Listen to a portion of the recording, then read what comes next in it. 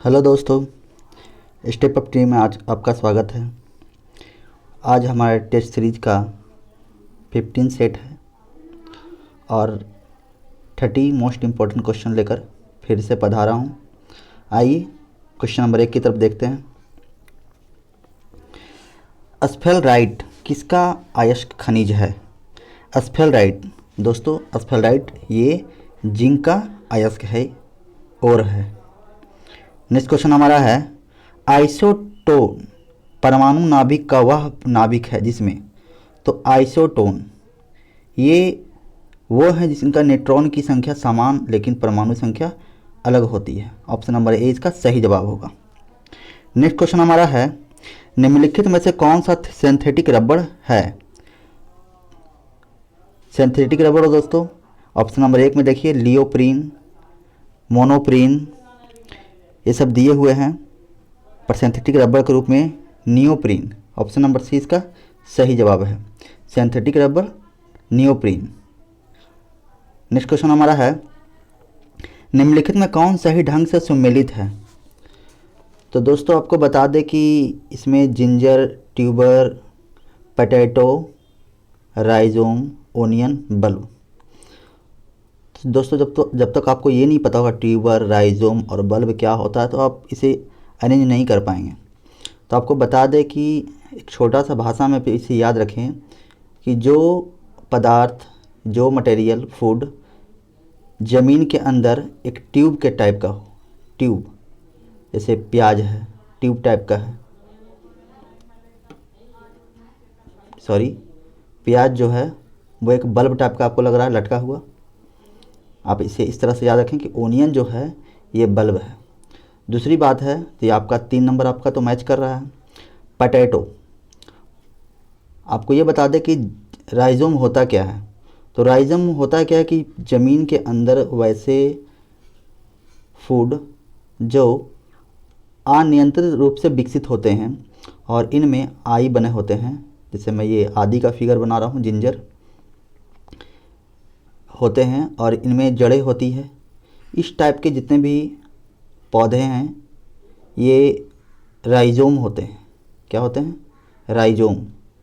और ट्यूबर आपको याद रखें कि अगर ज़मीन के अंदर जड़ का विकास हो, अब प्रत्येक जड़ में एक फूड हो, जैसे आलू का पौधा आप देखे होंगे, काफ़ी सारे होते हैं अंदर में, एक ट्यूब टाइप का। तो हमारा जो पोटैटो है वो ट्यूब है और जिंजर है वो राइजोम है, पर ओनियन बल्ब है, यानी ऑप्शन नंबर 3 हमारा सही जवाब है, बी। नेक्स्ट क्वेश्चन की तरफ चलते हैं। दही किस बैक्टीरिया से खट्टा होता है? तो दोस्तों दूध, दही जो भी आएगा वो लैक्टोबैक्टीरिया के नाम से जाना जाएगा, लैक्टोबैसिलस। ऑप्शन नंबर सी इसका सही जवाब होगा। नेक्स्ट क्वेश्चन हमारा है, और दोस्तों लैक्टोबैक्टीरियंस आपको ये बता दें कि लैक्टो जो आप तो जैसे जान रहे हैं कि लैक्टो तो दूध में ही यूज किया जाता है, और ये जो बैक्टीरिया होता है, मतलब लैक्टो जो होता है, एसिड जो भी होता है, ये हमारा सिल्वर हो या फिर हमारा गोल्ड हो या स्टील हो, ऐसे बर्तनों को ये नुकसान नहीं पहुंचाता है, रिएक्टिविटी बहुत कम होती है। आइए नेक्स्ट क्वेश्चन देखते हैं। मृग तृष्णा या मिराज का कारण क्या है? जिसे हम लोग मृग मारीचिका के नाम से भी जानते हैं। ये पूर्ण इसका प्रकाश का कुल आंतरिक परिवर्तन कारण होता है। आप कभी कभी देखते हो कि रास्ते में जब हम चल रहे हैं गर्मी के दिनों में खास करके, तो जब हम एक जगह खड़े होकर देखते हैं तो काफ़ी दूर में रोड चमकता हुआ नज़र आता है, मानो वहाँ पानी हो, और वहाँ पर जाने के बाद यह गायब हो जाता है और फिर यही चीज़ मुझे आगे दिखता है। इसी भ्रम को मृग तृष्णा या प्रकाश का कुल आंतरिक परिवर्तन कहा जाता है। नेक्स्ट क्वेश्चन देखते हैं। इलेक्ट्रिक नामक एक उपकरण में संग्रहित किया जाता है, इसे क्या कहा जाता है? इलेक्ट्रिक। हम लोग दोस्तों जानते हैं कि कैपेसिटर जो हमारा होता है, जो कि आप पंखा में देखे होंगे ऐसे लगा हुआ होता है, ये कैपेसिटर होता है। इसका काम है कि चार्ज को अपने अंदर स्टोर करके रखना। तो ये कैपेसिटर का काम है जो कि पंखे में यूज किया जाता है। कंडेंसर जिसको बोला जाता है। सही क्रम है जिसमें से इकाइयों की लंबाई बढ़ती है। तो देखिए दोस्तों, आपको इसके बारे में थोड़ा पता होना चाहिए। एंगस्ट्रॉम, ये होता है 1 एंगस्ट्रॉम बराबर 10⁻⁻10 मीटर। माइक्रोन 10⁻⁻6 और नैनोमीटर होता है 10⁻⁻9। तो जिस पर पावर जितना बड़ा वो उतना छोटा होगा दोस्तों। तो पहला हमारा छोटा हो गया 1 नंबर, उससे बड़ा हो गया 3 नंबर और उससे बड़ा हो गया 2 नंबर। 1 3 2 1 3 2 1 3 2 1 3 2, ये हमारा ऑप्शन नंबर सी में है। आइए नेक्स्ट क्वेश्चन तब चलते हैं। भारत के सर्वोच्च न्यायालय की शक्ति केंद्र और राज्य के बीच किन विवादों निर्णय जिसके अंतर्गत आते हैं। तो भारत के सर्वोच्च न्यायाधीश की शक्ति केंद्र और राज्य के बीच किन विवादों निर्णय किसके अंतर्गत आते हैं। तो केंद्र और राज्य के बीच की बात है दोस्तों। तो सलाहकार क्षेत्राधिकार ये केंद्र का विषय है। मूल अधिकार ये केंद्र और राज्य का विषय है दोनों, लेकिन अपीलीय अधिकार इनका नहीं है। Option number 1। सॉरी दोस्तों, ये जो पूछ रहा है हम लोगों से वो सर्वोच्च न्यायालय के बारे में पूछा जा रहा है। तो सर्वोच्च न्यायालय की शक्ति केंद्र और राज्य के बीच किन विवादों निर्णयों के कारण अंतर्गत आते हैं। तो सर्वोच्च न्यायालय के अंतर्गत हमेशा मूल अधिकार से संबंधित जो भी बात होगा वही जाएगा। ऑप्शन नंबर बी इसका सही जवाब होगा। मीन्स सर्वोच्च न्यायालय हमारा जो सुप्रीम कोर्ट है उनके पास कौन सा निर्णय वहाँ तक जा सकता है। सलाहकार क्षेत्राधिकार, अपीलीय क्षेत्राधिकार, संवैधानिक क्षेत्राधिकार। मीन्स कुछ काम जो होते हैं जो हमारे हाई कोर्ट में भी चलाए जा सकते हैं, सुप्रीम कोर्ट में नहीं। यहाँ से दखलंदाजी, यहाँ से जब काम पूरा नहीं होता तभी हम सुप्रीम कोर्ट के पास जाते हैं, पर मूल अधिकार की बात है इसके लिए हम सुप्रीम कोर्ट के पास जा सकते हैं। आइए नेक्स्ट क्वेश्चन की तरफ बढ़ते हैं। निम्नलिखित में से किसे राष्ट्रपति द्वारा नियुक्त किया जाता है। उच्च न्यायालय के न्यायाधीश किए जाते हैं, उच्च न्यायालय के न्यायाधीश को किया जाता है। केंद्रीय शासित प्रदेशों के लेफ्टिनेंट जनरल ये भी किए जाते हैं, ये भी किए जाते हैं। और उपाध्यक्ष जो हमारे होते हैं, उपाध्यक्ष ये राष्ट्रपति के द्वारा नहीं किए जाते हैं।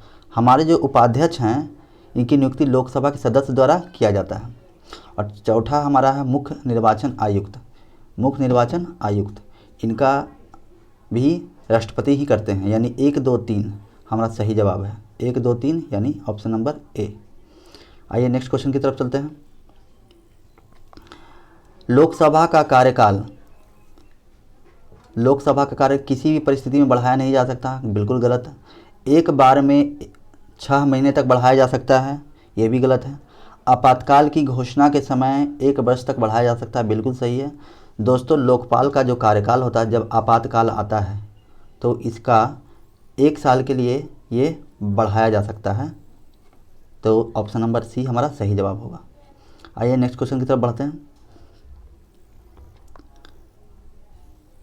केंद्र राज्य संबंधों के बारे में निम्नलिखित में से कौन सा कथन सही है। पहला दोस्तों, समवर्ती सूची में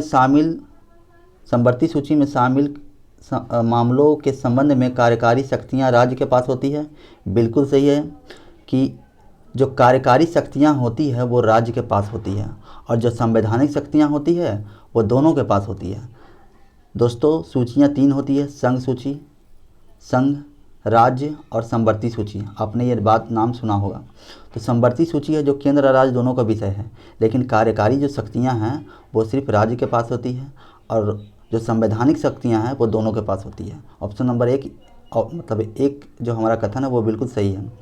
समवर्ती सूची में शामिल मामलों के संबंध में विधायी शक्तियाँ केंद्र के पास होती है, ये बिल्कुल गलत है, ये तो दोनों के पास होती है। तो ऑप्शन नंबर 1 इसका सही जवाब होगा। नेक्स्ट क्वेश्चन हमारा है, निम्नलिखित भारतीय प्रधानमंत्री में से किसने लोकसभा में अविश्वास प्रस्ताव को सामना करने से पहले इस्तीफा दे दिया। तो ये चौधरी चरण सिंह थे जो अविश्वास प्रस्ताव लोकसभा में आने से पहले ही इन्होंने अपना इस्तीफा दे दिया था। दोस्तों जो हमारा लोकसभा होता है उसमें जो मंत्रिमंडल होते हैं वो प्रधानमंत्री के प्रति ही उत्तरदायी होते हैं। अगर प्रधानमंत्री से अगर अविश्वास प्रस्ताव उनका आ जाए तो पूरा जो हमारा सिस्टम है, अगर अविश्वास प्रस्ताव जो हमारा है मतलब प्रधानमंत्री पर अगर विश्वास नहीं है तो ये जो हमारे कैबिनेट मंत्री जो होते हैं ये इनके जो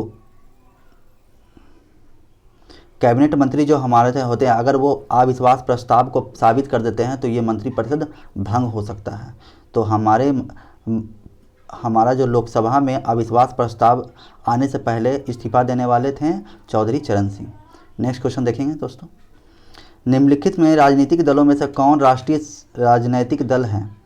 तो देखेंगे, मुस्लिम लीग, रिवॉल्यूशनरी सोशलिस्ट पार्टी, सभी भारत फॉरवर्ड ब्लॉक, भारतीय रेस्तरां, कामगार पक्ष। तो दोस्तों आपको बता दें कि ये सभी एक नेशनल पार्टी नहीं है।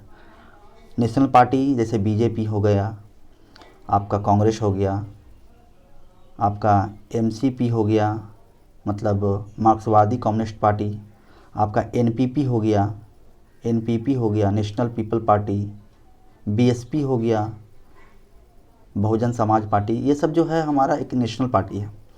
ये चारों गलत है दोस्तों, इसलिए ऑप्शन नंबर इसमें देख लेते हैं, कोई नहीं। ऑप्शन नंबर डी इसका सही जवाब होगा। नेक्स्ट क्वेश्चन हमारा है, निम्नलिखित में कौन सा राज्य है जिसमें लोक आयुक्त अधिनियम में मुख्यमंत्री इसके दायरे में शामिल किया गया है? तो दोस्तों आपको बता दें कि लोकायुक्त अधिनियम में मुख्यमंत्री शामिल तो ऐसे नहीं होते हैं, लेकिन गुजरात और महाराष्ट्र जो ऐसे जगह है जहाँ पर शामिल किए जाते हैं। आइए नेक्स्ट क्वेश्चन देखते हैं, निम्नलिखित में कौन से ऐसे मामले जिन पर एक संवैधानिक संशोधन तभी संभव होता है जब इसमें आधे से अधिक राज्यों के विधायिका के अनुसमर्थन शामिल होते हैं? विधायिका के तो राष्ट्रपति के चुनाव में शामिल होते हैं। जब भी राष्ट्रपति, यहाँ पर फिर से इस बात को, संवैधानिक निकाय संशोधन तभी संभव है जब उसमें आधे से अधिक राज्यों के विधायी के अनुसमर्थन शामिल होते हैं। तो संवैधानिक निकाय जब भी बात होगा, जितने भी बड़े पद हैं, उच्च पद हुआ करते हैं, जैसे राष्ट्रपति का चुनाव हो गया, 7वीं अनुसूची जिसमें शक्तियों के बारे में वर्णन है, जैसे संघ सूची, राज सूची, संवर्ती सूची, एक राज्य में विधान परिषद का प्रतीक, ये सारे जो हैं ये उच्च स्तर की हैं और इनका संवैधानिक संशोधन संभव होता है। लेकिन यह ऑप्शन नंबर 2 के साथ लागू नहीं होता है, इसलिए ये 1, 3 और 4 इसका सही जवाब होगा। 1, 3 और 4 देखेंगे, ये ऑप्शन नंबर सी में दिया गया है दोस्तों, इसलिए ऑप्शन नंबर सी इसका सही जवाब होगा। आइए नेक्स्ट क्वेश्चन की तरफ बढ़ते हैं, राष्ट्रपति निम्नलिखित में कौन सा भारत में राज्यों के बीच सहयोग और समन्वय करने के लिए अतिरिक्त संवैधानिक और अतिरिक्त संवैधानिक उपकरण है? तो इसमें है राष्ट्रीय विकास परिषद, गवर्नर सम्मेलन, क्षेत्राधिकार परिषद, अंतर्राज्य परिषद।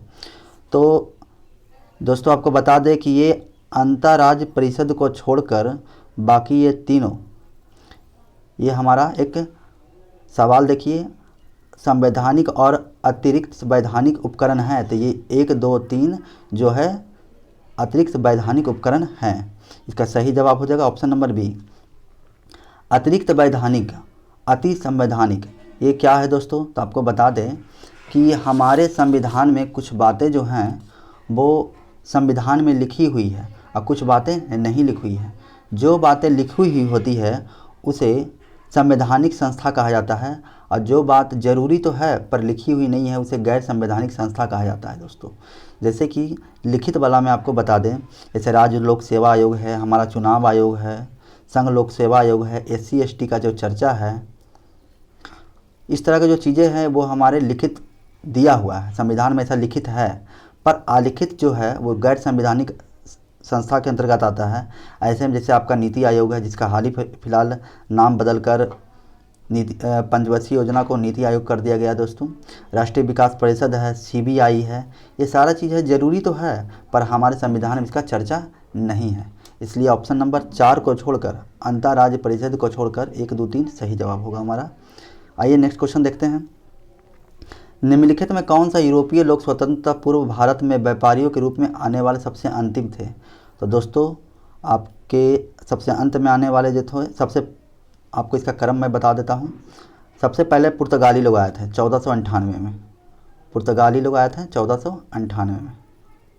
उसके बाद व्यापार करने के माध्यम से अंग्रेज लोग सब फिर आए 1599 और 1600 में इन्होंने ईस्ट इंडिया कंपनी की स्थापना की। उसके बाद डच आए थे 1602 में। उसके बाद डेनिस आए थे, डच, डेनिस 1616 में। उसके बाद पुर्तगाली तो हो ही गया दोस्तों, पुर्तगाली East India Company, Dutch, Danes, फ्रांसीसी आए थे, ये आ गए थे आपको 1664 में। और सबसे लास्ट में आए थे दोस्तों स्वीडिश, ये आए थे 1731 में, स्वीडिश आया था 1731 में। हमारा सवाल है व्यापारियों के रूप में आने वाले सबसे अंतिम तो स्वीडिश थे, पर स्वीडिश आपका ऑप्शन में दिया हुआ नहीं है। सबसे फ्रेंच आपका उसके बाद है 1664 में। ऑप्शन नंबर डी हमारा सही जवाब होगा, सी। आइए नेक्स्ट क्वेश्चन की तरफ बढ़ते हैं। काफ़ी इंपॉर्टेंट था दोस्तों, याद रखेंगे उसे। निम्नलिखित में से किसने समाचार पत्र सोम प्रकाश शुरुआत की थी? तो ये किए थे ईश्वरचंद्र विद्यासागर ने किया था। नेक्स्ट क्वेश्चन हमारा है, सिपाही विद्रोह के इस दौरान भारत के गवर्नर जनरल कौन था? ये लॉर्ड कैनिंग थे आपके गवर्नर जनरल। 1857 में सिपाही विद्रोह हुआ था और इसमें लॉर्ड कैनिंग हमारे गवर्नर जनरल थे। आइए नेक्स्ट क्वेश्चन की तरफ। अगला क्वेश्चन हमारा है, 1857 के विद्रोह के संदर्भ में निम्नलिखित में से किसे दोस्त ने धोखा दिया और अंग्रेजों ने मौत की घाट उतार दी? तात्या टोपे। आपको बता दें दोस्तों कि इनका जो दोस्त था मान सिंह था, इन्होंने इनको धोखा दिया था और अंग्रेज के चंगुल में फंसकर इनकी मृत्यु हो गई थी। नेक्स्ट क्वेश्चन हमारा जो है, बंकिम चंद्र चटर्जी ने अपना उपन्यास आनंदमठ में निम्नलिखित में से कौन सा विद्रोह का जिक्र किया था? तो ये सन्यासी विद्रोह का जिक्र किए थे। नेक्स्ट क्वेश्चन हमारा है, 1854 के वुड्स डिस्पैच द्वारा बताई गई शिक्षा का उद्देश्य क्या था? तो दोस्तों आपको बता दिए, पहले भी क्वेश्चन आ चुका है लेकिन कुछ दूसरा ढंग से आया था। 1854 में जो वुड डिस्पैच आया था वो अंग्रेजी माध्यम से उपयोग करने के लोगों के बीच साक्षरता को बढ़ावा देना। दोस्तों दुनिया में कई बुक ऐसी हैं जो सिर्फ इंग्लिश में ही लिखी हुई है और उसका संक्षिप्त और डिटेल्स दोनों और मेन बहुत सारे जो इम्पोर्टेंट चीज़ है सभी इंग्लिश में ही लिखा हुआ है। तो 1854 का वुड डिस्पैच में था कि अंग्रेजी माध्यम को साक्षरता बढ़ाना था, लेकिन यहाँ पूछा गया शिक्षा का उद्देश्य क्या था? तब पारंपरिक भारतीय शिक्षा में वैज्ञानिक अनुसंधान और बुद्धिवाद का परिचय करवाना ही इसका मेन उद्देश्य था। ऑप्शन नंबर डी इसका सही जवाब होगा। नेक्स्ट क्वेश्चन जो हमारा है, निम्नलिखित स्थानों में से भारत में कहाँ डचों ने अपना सबसे पहला कारखाना स्थापित किया? तो दोस्तों 1605 में डच ने मुसलीपट्टनम में स्थापित किया था 1605 में। तो आपका मुसलीपट्टनम इसका सही जवाब हो जाएगा। और इसमें मुसलीपट्टनम तो है नहीं दोस्तों, तो दूसरा जो कारखाना था 1610 में ये पुलिकट में किया गया था, पुलिकट। ये ऑप्शन नंबर 20 का सही जवाब हो जाएगा, क्योंकि निम्नलिखित स्थानों में से पूछ रहा है, जो दिया है उसी में से खोजना है। तो हमारा बी ऑप्शन दिया हुआ है और वही जवाब होगा। नेक्स्ट क्वेश्चन हमारा है, निम्नलिखित में से किस प्रक्रिया का उपयोग करके कोई इसके विलयन में विलय से अलग कर सकता है? तो दोस्तों इसमें हमारा जो सही जवाब हो जाएगा वो है एक बी ऑप्शन हमारा सही जवाब हो जाएगा दोस्तों, क्योंकि बाष्पीकरण एक ऐसा अभिक्रिया है जिसके तहत जब विलयन में दोस्तों जब विलय अलग अलग हो जाते हैं, जैसे ये लिक्विड है तो लिक्विड में जब बहुत सारे अशुद्धियाँ होती हैं तो लिक्विड जब उड़ जाता है तो ये दोनों क्या हो जाते हैं, बिल्कुल अलग हो जाते हैं। तो बाष्पीकरण इसका सही माध्यम होगा। ऑप्शन नंबर बी इसका सही जवाब होगा। एक विमान के टायर में हवा भरने के लिए कौन सा गैस प्रयोग किया जाता है दोस्तों? तो ये पहले जो आंसर आता था अक्सर हीलियम आया करता था, हीलियम, लेकिन अब जो प्रयोग होता है वो नाइट्रोजन होता है। कई दृष्टिकोण से ये काफ़ी सहायक है, जैसे कि नाइट्रोजन ये हमेशा टायर के चक्कों को, एयरप्लेन का जो चक्का होता है उसे ठंडा बनाए रखता है दोस्तों। ये काफ़ी सस्ता भी होता है और ज्वलनशील भी नहीं होता। ऑप्शन नंबर बी इसलिए इसका सही जवाब होगा। नेक्स्ट क्वेश्चन जो हमारा है, निम्नलिखित में से किसे स्ट्रेंजर गैस कहा जाता है? तो ये हमारा जेनॉन होगा दोस्तों। इसका सैम्बुल ऐसे होता है XE और ये परमाणु संख्या 54 होता है। ये एक गंधहीन गैस है दोस्तों। आइए नेक्स्ट क्वेश्चन की तरफ बढ़ते हैं। पानी में आसानी से घुलनशील है, तो जिसका आबंध काफ़ी कमज़ोर होगा वो घुलनशील होगा, और आयोडीन तो है ही लेकिन उससे भी ज़्यादा घुलनशील हमारा अमोनिया है, जिसका सूत्र होता है NH3। आइए नेक्स्ट क्वेश्चन देखते हैं। माचिस के निर्माण के लिए निम्न में से किसका उपयोग किया जाता है? तो ये काफ़ी आसान सवाल, इसमें रेड फास्फोरस का यूज किया जाता है। इसका सूत्र होता है P4। और आपको बता दें कि जो माचिस का डिबिया होता है इसमें रेड फास्फोरस तो हम लोग जानते ही हैं, पर इसके अलावा भी इसमें काफ़ी चीज़ को यूज किया जाता है। जैसे आपका हो गया पोटेशियम, रेड पोटेशियम होता है, फास्फोरस ट्राइसल्फेट होता है, और इसमें लेड भी यूज किया जाता है, रेड लेड। और रेड लेड के अलावा इसमें लेड का चूर्ण भी यूज किया जाता है। एंटीमनी सल्फाइड को भी यूज किया जाता है। ये सारे माचिस के निर्माण के लिए यूज किया जाता है दोस्तों। चलिए नेक्स्ट क्वेश्चन की तरफ बढ़ते हैं। शुद्ध दूध की शुद्धता किसके द्वारा निर्धारित की जाती है या जांच की जाती है? तो दूध की जैसे ही बात आएगी लैक्टोमीटर हमारा सही जवाब होगा दोस्तों। यह हमारे 30 क्वेश्चन का जो सेट था ये समाप्त हुआ। कल मैं फिर आपके लिए मोस्ट इम्पॉर्टेंट क्वेश्चन का कलेक्शन लेकर आऊँगा। चलिए इसी के साथ धन्यवाद।